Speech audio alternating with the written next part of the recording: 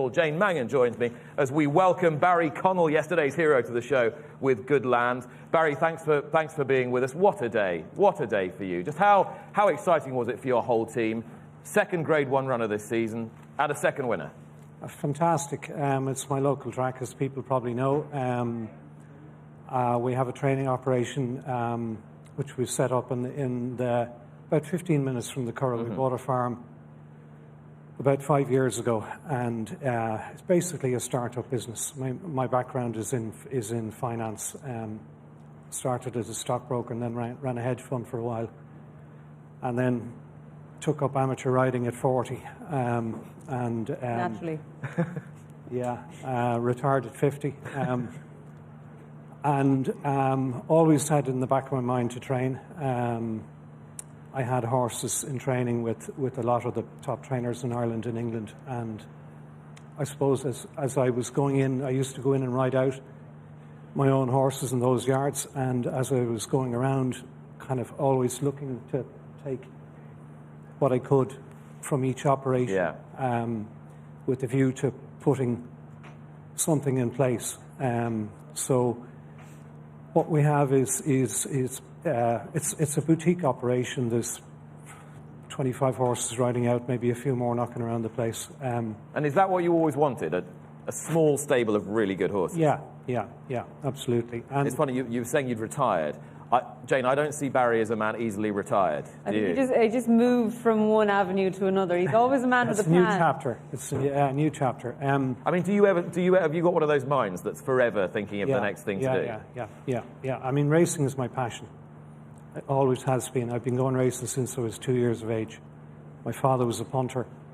No background. The only horsey background that I could find was my grandfather on my father's side volunteered for the British Cavalry during the First World War. Did he? Yeah. He was in the South Irish Horse. But as far as I know, no other horsey background. So father was a punter, started going racing, went to every race meeting. When I was in college, a bunch of friends, we started going to Cheltenham every year. I think the first time I got into ownership was around the late 80s. Never sat in a horse till I was 30. Took a few riding lessons. Were you sporty before then? I played a bit of sport in school and college, but nothing major. And how were you when you first sat on a horse? I mean, could you ride? Were you any good? No, I took riding lessons first and then progressed from there. I did a little bit of riding club stuff, show jumping, a little bit of cross country, but nothing major. And then when I had a few horses in training, I started going in and riding out in Ted Walsh's on Saturday mornings. And one thing led to another. I rode in a charity race in Ferryhouse. The first charity race I rode in, I won. And that was it. The bug hit me. There was no going back after that. I mean, your experience as a rider, to what extent does that inform how you are with jockeys now? Because you've had a few. Yeah, I've had a few. I think one of the benefits of having ridden is I know all the tracks. I've ridden in every track in Ireland, a lot of the tracks in England. I was lucky enough to ride a couple of Cheltenham winners at the November meeting. Yeah. And I rode in 2 champion bumpers. Rode in a lot of the other smaller tracks in England. So I think it's a help.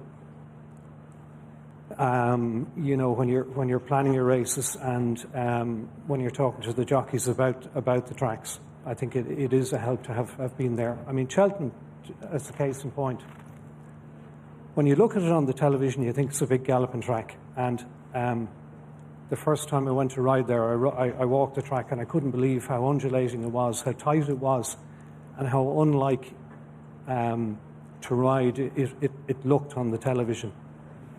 I think that's all a help, and it's kind of built up to, putting together the package which we have now, and we've 11 employees, including my son, but we have an exceptional team. We probably have three of the best work riders in the country. I have a lady called Mandy Makepeace, whose background is in international eventing, who runs the yard for me. She's an equine physio. What she doesn't know about horses, she knows them inside out. So I have a team second to none. And what we try and do is we source, stop buying second-hand horses. We source horses from store sales. Occasionally we'll buy one maybe that's come through the point-to-pointing system but hasn't run yet. Good Land and Marine are two of those examples. And we give them loads of time. They won't appear on a track for a minimum of 2 years. So what's the thinking behind that? Because you have to have serious patience to wait 2 years. Well, the thinking behind it is I'm not a commercial trainer, so I can do what I like in terms of time scale. You only have to answer to yourself. Yeah. What we found over the years is these horses, they're big units. If you overface them and ask them to do more than they're able to do, both physically and mentally, you're not going to get the full potential from them. So we get them into the system. We break the horses, get them going, probably for 3 or 4 months, give them a break, bring them back in, give them another break, and they might see the track till they're 5. And is that from you over the years learning about different ways to train or different styles of training from different horses? Because you've been training for a couple of years now and all of a sudden we have 2 very special looking horses. Is that a case where you've learned from mistakes past? Absolutely. Particularly from buying second-hand horses. The wear and tear, when you were there at the coalface training these horses and trying to keep them sound, the wear and tear on their joints and on their mental capacity is immense. And now that we have the team in place and the farm and the system in place, it works. It's taken time. It's taken 2 or 3 years to see what's coming through now. And Barry, were you a frustrated trainer when you weren't training? No. Because you've got this sort of very active mind. No, I was riding, and then there was probably 5 or 6 years between when I retired and when I started training, and that was kind of a lead-in, a preparation. We'd bought the farm. We were putting together the staff, putting together the operation, putting the facilities in place, and sourcing the horses. So, no, there wasn't an element of frustration. Like, I've enjoyed every phase of my racing life as it's evolved. But it was all kind of research and development for here, really. Yeah, it is. But look, I'm a racing nut. Like, I watch every race. I record all the races. Do a bit of work during the day, and I watch them every night at home, and try and learn as much as I can from watching races, from other trainers, from everywhere I can get. So, as a self-confessed racing nut, then, someone I guess the Australians would call you a racing tragic, to come here yesterday and to feel the energy of the place. I mean, I arrived about 25 minutes before your horse won. I mean, just walking in. 18,000 people, and it's not a humongous site. There are bigger sites in the world. Yeah. The energy was phenomenal. Yeah, well, it was 18,000 people here. I think I said to you yesterday, the last time I can remember that kind of crowd being here was when Denoli won the Irish Gold Cup. Yeah. And it was incredible atmosphere, and it's great to see it back again here. The track has taken some knocks because of the ground. But I met Lorcan Weir coming in, and I'd have to say hats off to the management in getting the ground back to where it should be. Every horse turned up. There was no horse that shouldn't have been here yesterday, and our horses pulled out sound, and I imagine everyone else's horses did. The roar before the first race yesterday I've never heard. Supreme Novice. It's like the Supreme Novice. Never heard that before. I think everyone's just delighted to be back after COVID and to be back out again and to have all the best horses turn up here. Like, there's no hiding place. It's incredibly, incredibly competitive, and that's the way it should be. And you asked me, about my reaction, and I genuinely thought we were going to win coming I knew we had the best horse in the race. Yesterday, I thought it was only going to be an accident or something untoward. That's serious. Like, you obviously have seen him at home and see his work and see his improvement, but he just won a maiden hurdle. You'd gone, similar with Marine Nationale, into Grade 1 company. It's not everybody can have that kind of belief. Yeah. He doesn't kill himself at home, but like, he's got age on his side. He's a 7-year-old, and he's a brilliant jumper. He's a great mind, a great temperament. And he'd taken a step forward from... He was entitled to improve. That was his first run over hurdles. He won his bumper on heavy ground in Wexford. He's won over hurdles on soft ground, now on good ground. He's a bomb-proof temperament. I think he's a serious talent, and I think he's going to win the Ballymore. There you are. You didn't hear it here first, because I think you've made this pretty well known, but you've had it underlined again. I think he's going to win the Ballymore, says Barry Connell. Are you playing the race through in your mind already? Can you envisage him going around Cheltenham? Yeah, well, the one thing we had to do yesterday, the plan the first day wasn't for him to make the running. And he has the tendency at home, he's not keen, there's a tendency at home just to get the jump on the rider. Mm-hmm. And he got the jump on Mikey the first day. And we wanted to get a lead yesterday, and the only slight bit of concern I had yesterday was he was a little keen because he just needed to settle, and after the first couple of 100 yards it was fine, and you could see him pricking his ears. It's very clever to jump. Watching the race, I was looking at poor Sam Twiston-Davis, who obviously craved company, a horse to help him along, and Michael's a very young rider, and we'll be hearing so much more about him, but he was clever enough to say, no, I'm not helping you, I'm going to use you. And turning in, he could have easily committed for home. It's a very long, lonely straight here at Leopardstown, but watching it for you, knowing that your jockey knows the horse so well, that is a comfort in itself. Well, look, he had to do it the hard way the last time. He had to make his own running. The 2 hurdles in the straight were out. For a horse having his first run, I thought it was incredible. And Michael is a find. He's an absolute find. So where did you first see Michael? He rang me looking for the ride in Marine Nationale in his bumper in April. Mm-hmm. He rang for the ride, and was that you'd seen him riding in points though, yeah, or not really? Yeah, he rode one point-to-point horse for me before, but we knew we had a nice horse in Marine going to Punchestown. But I was blown away by the performance of horse and rider. He was really cool. Really, really cool. And after that, I asked him to come in and ride out. So he started coming in, riding out a few days. And after about a month, I sat him down and said, Mikey, I want you to turn professional. I said, the job is there for you. You're 7 pound claiming. He can do lightweights. He can claim off 10 stone for a tall guy.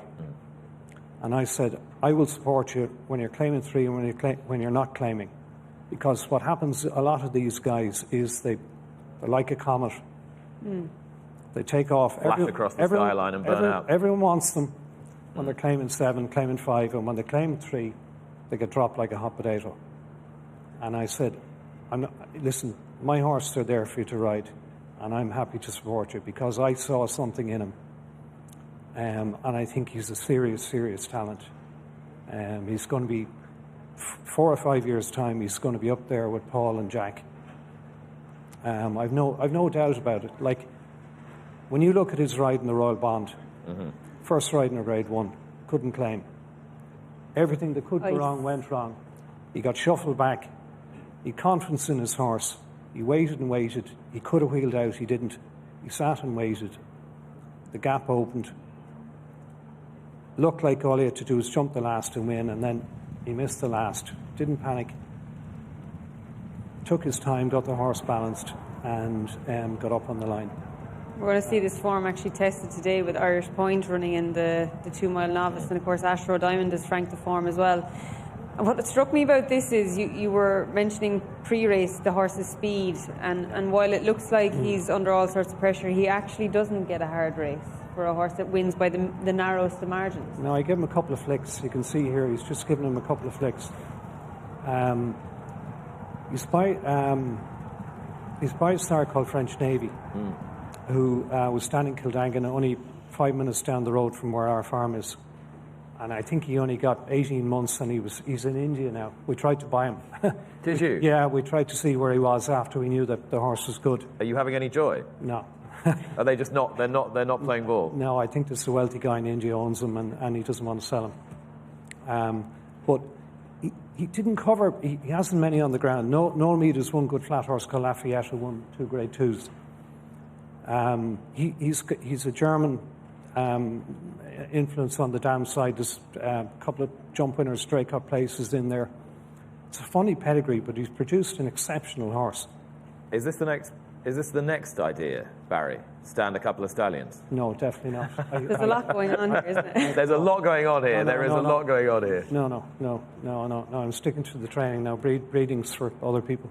Okay, but you had such a kind of feel for this horse that you thought, I need to do a bit of digging. Well, look, I thought it was a no-brainer. Like, if you could buy him back for small money and stand him as a country stallion, we knew our horse was going to advertise him, and look, it was just an idea at the time. And but again, we're only scratching the surface with Marine. I said before, I put my head above the parapet before the Royal Bond. I said I've never had a horse like him before. Been lucky enough to have had 3 Grade 1 winners, 3 Cheltenham Festival winners, but there were stayers. This is a really quick horse. I think he could be a Grade 1 horse on the flat. What are you going to do? Are you going to go back on the flat? If Cheltenham goes well, are you going to have a pop at the flat with him? No. He missed his summer break this year, so I think he's going to deserve a summer break this year. And I think if he wins the Supreme, he'll probably go for the Oracle next year. But we will go on the flat at some stage. Is he going to win the Supreme? So absolutely. So I was trying to gauge confidence and extreme confidence, and I wondered where we were with Marine relative to Good Land. I think everybody here should get on for the double. Okay. You've been told. What's the double paying roughly at the moment? Good Land and Marine Nationale. Somebody can work it out. Best price double the two. Yeah. Have you done it? Have you done the double? No, I haven't had a bet for about 10 years. Really? Yeah. Did you enjoy your punting when you did? I did a bit, but I do my betting in the stock market. Mm-hmm. He also does his betting by buying these horses, training them, and all that investment. So, do you apply different principles to running your training business to how you made your money in the first instance? It's very similar. Like, if you're looking at a good company, what you try and do is get the best people in place, get the best facilities in place, and delegate as much as you can to those people. And I have superb people, and I delegate to them. And I try and keep an overview, do the race planning. I'm there every morning, but it's all about getting the input from all of the staff and putting it all into the mix. But there's some intangibles there. I'm really interested in what do you look for in people to work with? What do you like in a person? You have to get on with them first and foremost. They have to have the experience, and they have to be outstandingly good at what they do. Are you easy to get on with? I'd like to think so. I don't go around shouting and roaring. And I think there's an air of calm in the stable. I think anyone will tell you who's come to visit the place. And I think that benefits the horses. They're very sentient beings. They pick up. Mm-hmm. They pick everything up. So I think everyone goes about their business in the yard. Everyone knows what they have to do. The horses are very relaxed. We have a big courtyard. We have outdoor stables. We've turnouts. I try to design a very modern training establishment, and I think it allows the horses to be as close to nature as they can be, possibly both physically and mentally.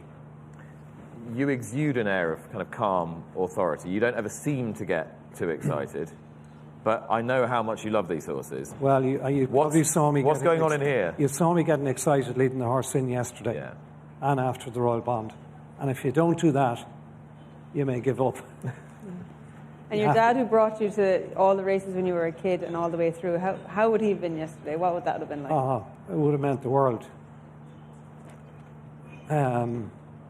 Like, he would have been 95, but he was still going down to the bookies when he was in his 90s, watching the races, backing my horses. And how proud was he when you started riding a few horses? Hugely. You know, he used to come racing and he'd watch all the races with his pals down in the pub or in the bookies, and proud as punch. So that would have been a very, very special moment yesterday. In terms of looking forward, Barry, do you see this being what it is for the next few years, 25, 30 horses, improving quality all the time? Or can you imagine a world where Barry Connell has a runner in every Grade 1 at the Dublin Racing Festival? I thought you were going to say, I have another 25 years of doing this. Hopefully I do. No, we want to keep it a boutique operation.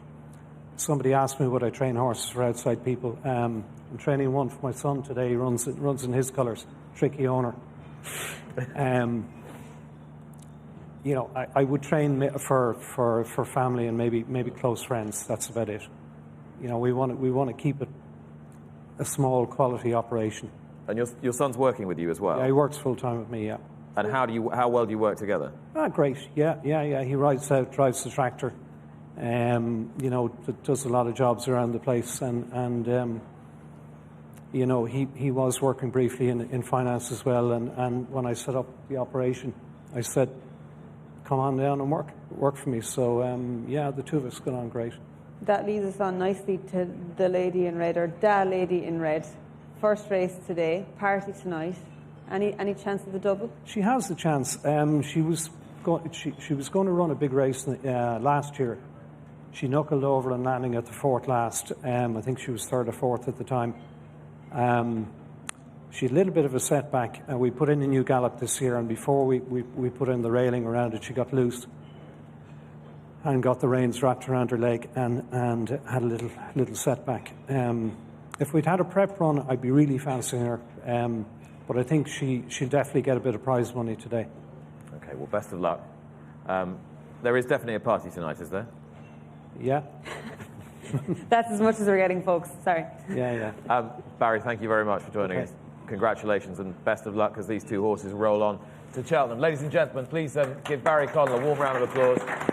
We will be right back here in the Bulmers Cider Orchard at a chilly but sunny and beautiful Leopardstown in a few moments' time, when Jane and Ted Walsh and I will be looking back at yesterday's racing and looking forward to Honeysuckle et al. This afternoon. See you in a minute.